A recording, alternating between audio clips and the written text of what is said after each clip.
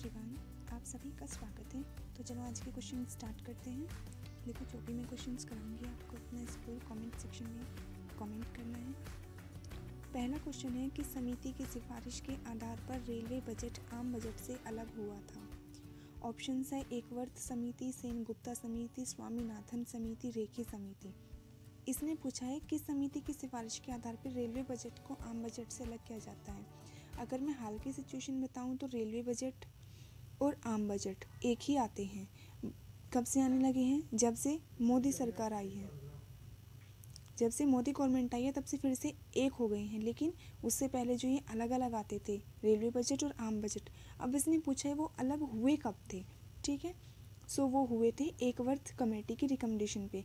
एकवर्त समिति के आधार पर रेलवे बजट और आम बजट को अलग अलग किया गया था। ठीक है, अगर मैं बात करूं सेनगुप्ता समिति की, तो सेनगुप्ता समिति शिक्षित बेरोजगारी से संबंधित है। किससे संबंधित है? शिक्षित बेरोजगारी से। अगर स्वामीनाथन समिति की बात करें तो स्वामीनाथन समिति जनसंख्या नीति से संबंधित है। किससे संबंधित है? जनसंख्या नीति से। सभी क्वेश्चन इंपॉर्टेंट है। देखो, एक्सप्लेनेशन को ध्यान से सुनते जाना, जहाँ जरूरी होगा मैं दूंगी, और इसी में आपको बहुत सारे क्वेश्चन ऐसे मिलेंगे जो आपने अभी हाल के एग्जाम में देखे होंगे। ठीक है, रेखी समिति की बात करूं तो रेखी समिति संबंधित है इनडायरेक्ट टैक्स से। किससे? इनडायरेक्ट टैक्स से, अप्रत्यक्ष कर से। आंसर क्या है? एकवर्त समिति। चलो नेक्स्ट क्वेश्चन है, सबसे बड़ा तारामंडल है। ऑप्शन है क्रक्स, सेंटोरस, गैलेक्सी, देवयानी। तो सबसे बड़ा तारामंडल है सेंटोरस। सबसे बड़ा तारामंडल है सेंटोरस। और अगर पूछता सबसे छोटा तारामंडल है क्रक्स। सबसे छोटा तारामंडल है क्रक्स। ठीक, चलो नेक्स्ट क्वेश्चन है, उगते सूर्य का देश है। ऑप्शन है जापान, ब्रिटेन, छत्तीसगढ़, क्यूबा। उगते सूर्य का देश है जापान। अगर ब्रिटेन की बात करें तो ब्रिटेन होता है डूबते सूर्य का देश। डूबते सूर्य का देश, डूबते सूर्य का देश। अगर छत्तीसगढ़ की बात करूं तो छत्तीसगढ़ को तो बोलते हैं धान का कटोरा। क्या बोलते हैं? धान का कटोरा। अगर आपके लिए कोई चीज़ नहीं हो तो उसे मैं सलाह दूंगी, आप छोटे छोटे पॉइंट्स में नोट करते हुए चलो, आपको आसानी होगी। ठीक है, क्यूबा का तो पता होगा, क्या बोलते हैं इसको? विश्व का चीनी का कटोरा। विश्व का चीनी का कटोरा। ठीक है, ये तो सभी आपको पता होंगे। नेक्स्ट क्वेश्चन पे चलते हैं। वायुयान उड़ते हैं क्षोभ मंडल में, मध्य मंडल में, समताप मंडल में, आयन मंडल में। वायुयान उड़ते हैं समताप मंडल में। क्वेश्चन बहुत बार पूछा जाता है एग्जाम में और कंफ्यूज हो जाते हैं हम उस टाइम पे, तो आपको ध्यान रखना है। वायुयान उड़ते हैं समताप मंडल में। क्षोभ मंडल की बात करूँ तो क्षोभ मंडल में जितनी भी मौसम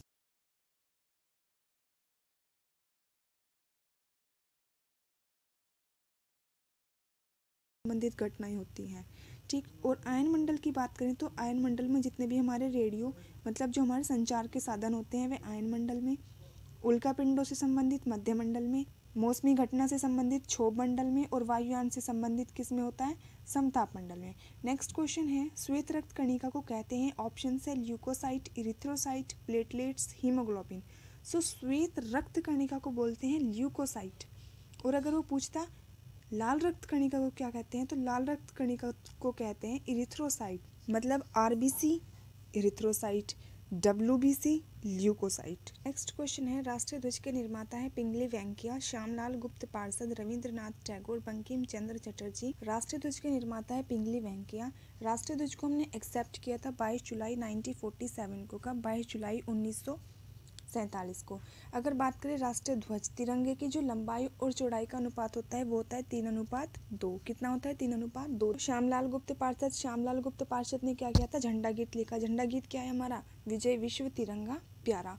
अगला ऑप्शन रविंद्रनाथ टैगोर का पता होगा, इन्होंने क्या लिखा था? हमारा राष्ट्रीय गान लिखा था। राष्ट्रीय गान क्या है? जन गण मन। इसको हमने एक्सेप्ट कब किया था? इसको एक्सेप्ट किया था 24 जनवरी 1950 को। और बंकिम चंद्र चटर्जी 24 जनवरी 1950 को एक्सेप्ट किया था। अगर पूछे राष्ट्रीय गीत को सबसे पहले कांग्रेस के कौन से अधिवेशन में गाया गया था, तो कोलकाता अधिवेशन में गाया गया था 1896 में। और उसकी अध्यक्षता कौन कर रहे थे? उसकी अध्यक्षता कर रहे थे रहीमदुल्ला सयानी। ठीक है, चलो नेक्स्ट क्वेश्चन है।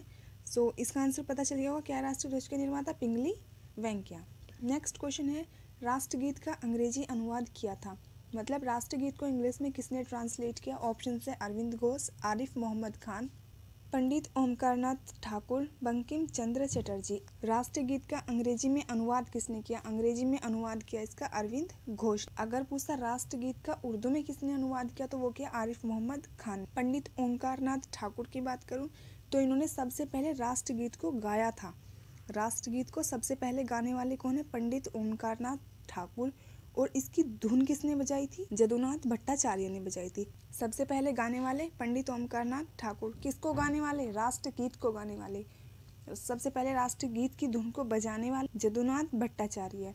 सबसे पहले गाया कौन से अधिवेशन में गया था? कोलकाता अधिवेशन में। उसके अध्यक्ष कौन थे? रहीमतुल्लाह सयानी। क्लियर है? लिखा किसने है राष्ट्रगीत? बंकिम चंद्र चटर्जी ने। ठीक, नेक्स्ट क्वेश्चन है, बजट का प्रारंभ किस देश से माना जाता है? ये क्वेश्चन अभी दिल्ली पुलिस कांस्टेबल का एग्जाम हुआ है, उसमें भी आया है कि बजट सबसे पहले कौन सी कंट्री में आया था। बजट का प्रारंभ किस देश से माना जाता है? ऑप्शन है इंग्लैंड, फ्रांस, इराक या फिर चीन।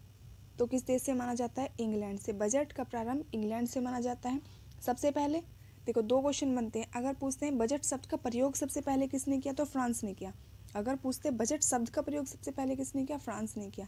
लेकिन बजट का प्रारंभ सबसे पहले किसने किया? इंग्लैंड ने किया। ठीक है। और बजट प्रणाली का संस्थापक कौन है? James Wilson. कौन है? James Wilson. ठीक है, जेम्स विल्सन। नेक्स्ट क्वेश्चन है, भारत में सबसे ज़्यादा बार बजट पेश करने वाले व्यक्ति कौन है? ऑप्शन है Morarji Desai, Rajiv Gandhi, R.K. Shanmukh Shetty, John Mathai.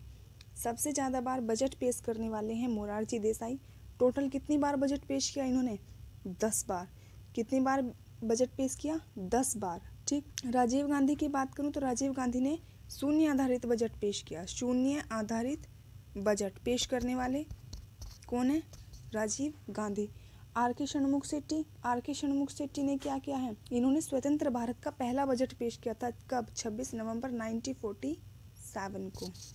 John Mathai, John Mathai ने क्या किया था? जॉन मथाई ने गणतंत्र भारत का पहला बजट पेश किया था। मतलब जब हम गणतंत्र हो चुके थे 1950 में जो बजट पेश किया था वो जॉन मथाई ने। नेक्स्ट क्वेश्चन है, भारत की किस भाषा को इटालियन ऑफ द ईस्ट कहते हैं? ऑप्शन से पंजाबी भाषा, तेलुगु भाषा, बांग्ला भाषा, हिंदी भाषा। तो इटालियन ऑफ द ईस्ट कहते हैं तेलुगु भाषा को। पंजाबी भाषा गुरुमुखी लिपि में होती है और हिंदी भाषा का आप बताओ। नेक्स्ट क्वेश्चन है, जलियांवाला बाग हत्याकांड हुआ था। ऑप्शन है लॉर्ड चैम्सफोर्ड के टाइम पे, लॉर्ड माउंटबेटन के टाइम पे, लॉर्ड वेविल के टाइम पे, लॉर्ड डलहौजी के टाइम पे। सो जलियांवाला बाग हत्याकांड हुआ था लॉर्ड चैम्सफोर्ड के टाइम पे। कब? 13 अप्रैल 1919। कब हुआ था? 13 अप्रैल 1919। तो इसका आंसर हो जाएगा लॉर्ड चैम्सफोर्ड। माउंटबेटन कौन है? माउंटबेटन तो स्वतंत्र भारत के पहले गवर्नर जनरल है। अगर लॉर्ड वेविल की बात करें, लॉर्ड वेविल के टाइम पे संविधान सभा की पहली बैठक हुई थी। कब? 9 दिसंबर 1946। संविधान सभा की पहली बैठक 9 दिसंबर 1946, दूसरी 11 दिसंबर 1946, तीसरी 13 दिसंबर 1946। और लॉर्ड डलहौजी के टाइम पे, लॉर्ड डलहौजी के टाइम पे रेलवे लाइन बनी थी पहले 1853 में। कहाँ से कहाँ तक? मुंबई से थाने के बीच। सो जलियांवाला बाग हत्याकांड हुआ था लॉर्ड चैम्सफोर्ड के टाइम पे 13 अप्रैल 1919। नेक्स्ट क्वेश्चन है, रुपया नाम का सिक्का पहली बार किसने जारी किया था? ऑप्शन है शेरशाह सूरी ने, इल्तुतमिश ने, बलबन ने या फिर अलाउद्दीन खिलजी ने। सो रुपया नाम का सिक्का सबसे पहले जारी किया था शेरशाह सूरी ने। इसका आंसर हो जाएगा शेरशाह सूरी ने। कब किया था? 1542 ईस्वी में। नेक्स्ट क्वेश्चन है, संयुक्त राष्ट्र संघ का मुख्यालय है न्यूयॉर्क में, नीदरलैंड में, ब्रिटेन में, फ्रांस में। सो संयुक्त राष्ट्र संघ UNO, United Nation Organisation, United Nation Organisation की एस्टेब्लिशमेंट कब हुई थी? 24 अक्टूबर 1945। कब हुई थी? 24 अक्टूबर 1945 को। ठीक। और इसका हेडक्वार्टर है न्यूयॉर्क में। न्यूयॉर्क कहाँ पड़ता है? अमेरिका में। और जहाँ पे इसका हेडक्वार्टर है ना, मैनहट्टन द्वीप पे है वैसे। और जहाँ पे इसका हेडक्वार्टर है वो ज़मीन किसकी थी? वो भूमि दी किसने थी? वो दी थी जॉन डी रॉकफेलर ने। किसने? John D Rockefeller. Next question है, ब्रह्मपुत्र को अरुणाचल प्रदेश में कहा जाता है देहांग, सांगपो, ब्रह्मपुत्र या फिर पद्मा। सो ब्रह्मपुत्र को अरुणाचल प्रदेश में बोलते हैं देहांग। क्या बोलते हैं? देहांग।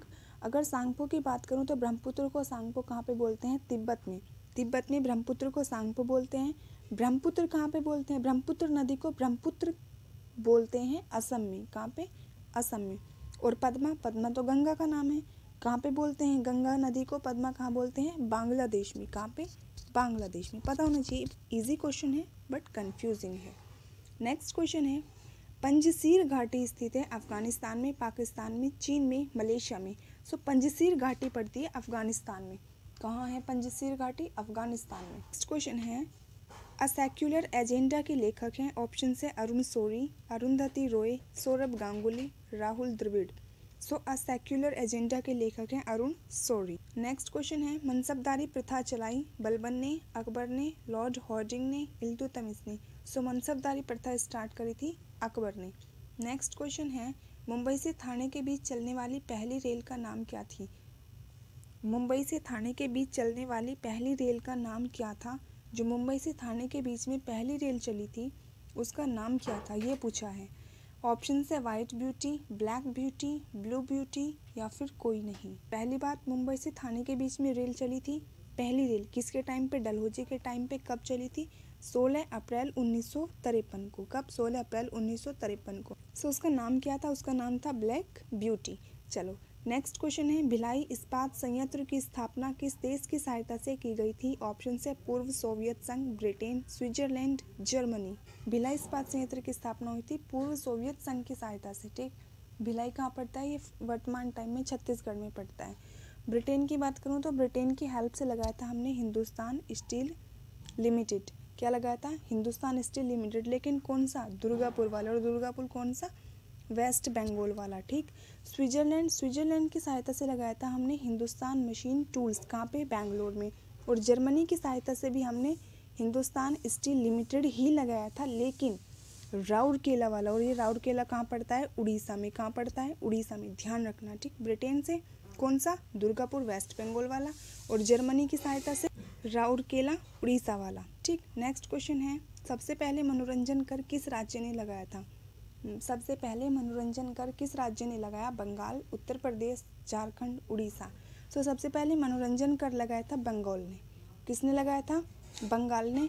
कब लगाया था? 1922 में। कितना परसेंट था? ये था 12.5%। और फिलहाल टाइम पे मनोरंजन कर कितना है ये आप मुझे कमेंट में बताओ, पक्का बताना है। ठीक है, इससे मुझे लगेगा हाँ आपने वीडियो देखी है। ठीक है, चलो नेक्स्ट क्वेश्चन है निम्नलिखित में से कौन सा राज्य सेवन सिस्टर्स में नहीं आता है? मोस्ट इंपॉर्टेंट क्वेश्चन है। सेवन सिस्टर स्टेट आपको पता होना चाहिए, जो सेवन सिस्टर स्टेट में कौन कौन से स्टेट हैं, यही पूछता है कौन सा नहीं है। ऑप्शन से अरुणाचल प्रदेश, नागालैंड, मणिपुर, पश्चिम बंगाल। सो इनमें से कौन सा नहीं है? इस टर्म को हम छोड़ देते हैं और मोस्टली गलतियाँ कराते हैं। सो उसने पूछा है नहीं है। कौन सा नहीं है? पश्चिम बंगाल। अगर बात करूँ सेवन सिस्टर स्टेट में हैं कौन कौन से? सेवन सिस्टर स्टेट में पढ़ते हैं अरुणाचल प्रदेश, ठीक है, और नागालैंड, मणिपुर, मिजोरम, त्रिपुरा, मेघालय और असम। कौन कौन से पढ़ते हैं? अरुणाचल प्रदेश, नागालैंड, मणिपुर, मिजोरम, त्रिपुरा, मेघालय और असम। ठीक। नेक्स्ट क्वेश्चन है भारत की सरकारी कार्यालयों में ईमेल का प्रचार पहली बार कहाँ हुआ? जो सरकारी कार्यालय होते हैं उसमें ईमेल का यूज़ कब से होने लगा था? पहली बार किस जगह हुआ था? ऑप्शन है गोवा, केरल, महाराष्ट्र, भुवनेश्वर। तो ये सबसे पहले हुआ था गोवा में। नेक्स्ट क्वेश्चन है कावेरी जल विवाद का संबंध किन राज्यों से है? ऑप्शन है कर्नाटक और तमिलनाडु, आंध्र प्रदेश और कर्नाटक, कर्नाटक और आंध्र प्रदेश, तमिलनाडु और आंध्र प्रदेश। सो कावेरी जल विवाद है कर्नाटक और तमिलनाडु के बीच। और एक पूछता है कृष्णा नदी जल विवाद। ठीक है, कृष्णा जल विवाद और कावेरी जल विवाद है कर्नाटक और तमिलनाडु के बीच में। नेक्स्ट क्वेश्चन है मुगल काल में सूरत बंदरगाह को कहा जाता था? ऑप्शन से राजपूत की मेवाड़, काबुल की मक्का, सूरत की कोयला या फिर उमेद बंदरगाह। सो मुगल काल में सूरत बंदरगाह को बोलते थे काबुल की मक्का। नेक्स्ट क्वेश्चन है पोर्क कहलाता है? ऑप्शन है बकरे का मांस, गधे का मांस, सुअर का मांस, भेड़ का मांस। सो पोर्क होता है सुअर का मांस। तो पोर्क होता है सुअर का मांस। ठीक है, आपके क्वेश्चंस खत्म हो गए। आपका कितना स्कोर हुआ कमेंट सेक्शन में ज़रूर बताना।